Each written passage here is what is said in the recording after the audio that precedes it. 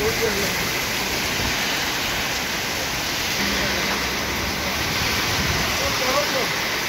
كريم يا الله.